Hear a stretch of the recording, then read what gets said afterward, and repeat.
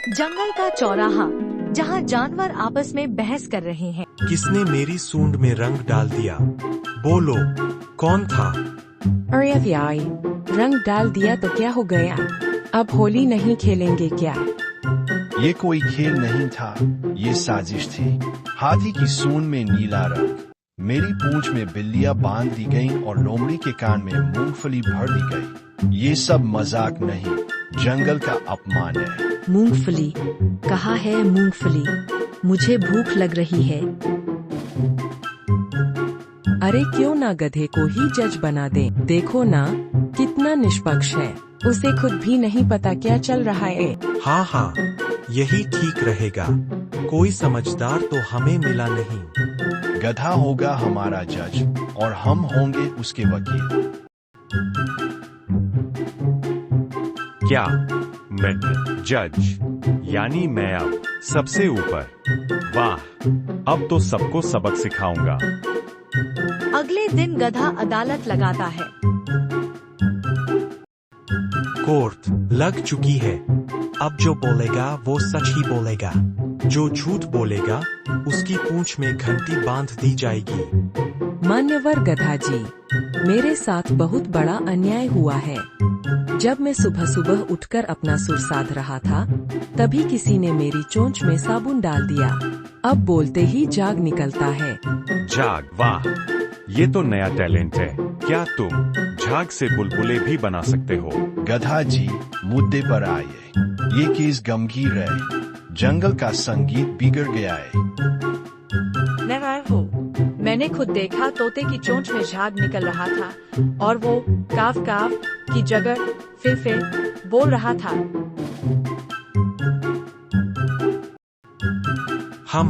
ये तो बड़ी गंभीर बात है। अगर तोता गाना नहीं गा पाएगा तो जंगल में अलार्म कौन बजाएगा? सब लेट। सही कहा।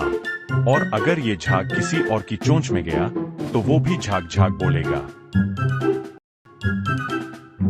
तो ये अदालत फैसला सुनाती है, आज से तोते को हर सुबह गर्म पानी से गरारे करने की अनुमति दी जाती है और जो भी ये साबुन वाली शरारत करेगा उसकी पूंछ में नींबू बंधेगा।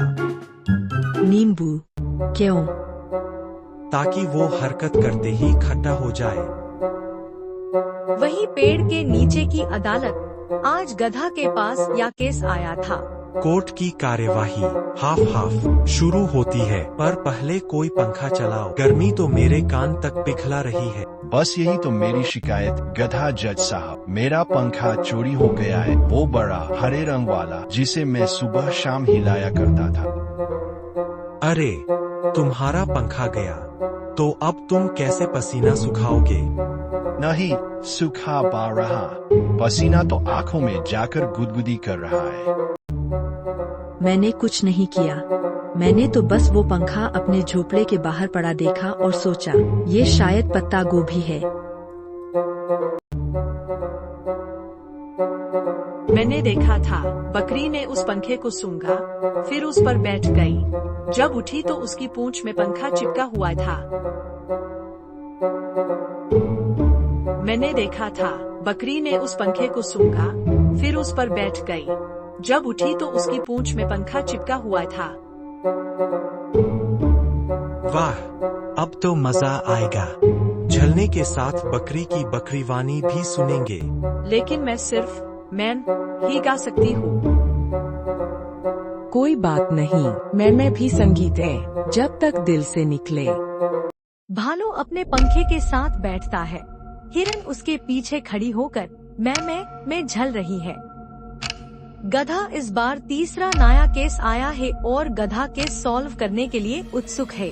आज का केस थोड़ा धुंधला है और धुंधला इसलिए है क्योंकि खरगोश का चश्मा खो गया है और अब वो खुद को भी नहीं पहचान पा रहा। गधा जज जी, मैं सुबह अखरोट खाने निकली और जब वापस आई तो मेरा कीमती लाल फ्रेम वाला चश्मा गायब था। अब तो मुझे अपनी परछाई भी भालू लग रही है। मतलब अब डरना भी मजेदार हो गया होगा। मैंने देखा भेड़ी एक लंबी चीज को लपेटे हुए जा रहा था। मुझे लगा शायद कोई रस्सी है, पर अब लगता है वो चश्मा ही था। मैंने कुछ नहीं चुराया।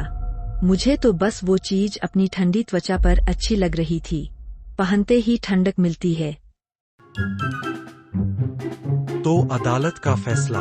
भेड़ी को अब 1 हफ्ते तक चश्मा पहनना होगा, लेकिन उल्टा, ताकि उसे पता चले कि गलत चीज पहनने से कितना सिर घूमता है। और मेरा चश्मा।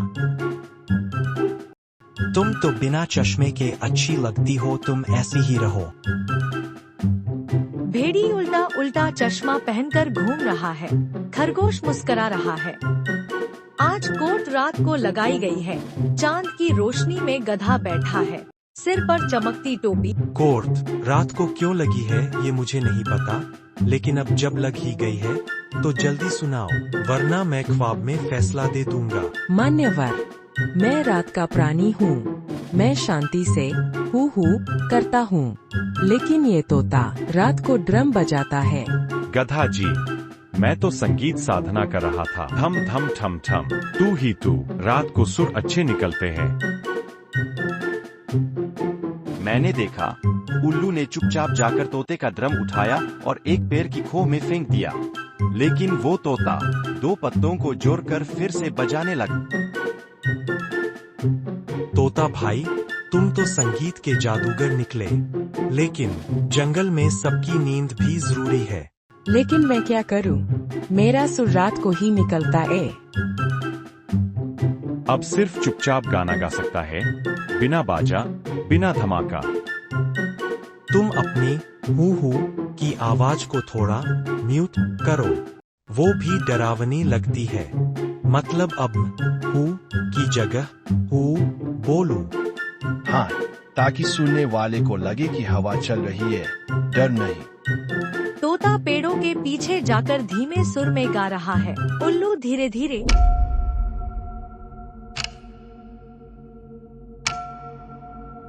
आज कोर्ट नहीं, बारात लगी है लगता है। बोलिए मोर जी, दुल्हन भाग गई या सेहरा गलत बांध लिया? मैं अपनी शादी के कार्ड बांट रहा था, लेकिन कॉय ने हर कार्ड पर रद्द की मोहर लगा दी। अरे मैं तो सिर्फ मजाक कर रहा था।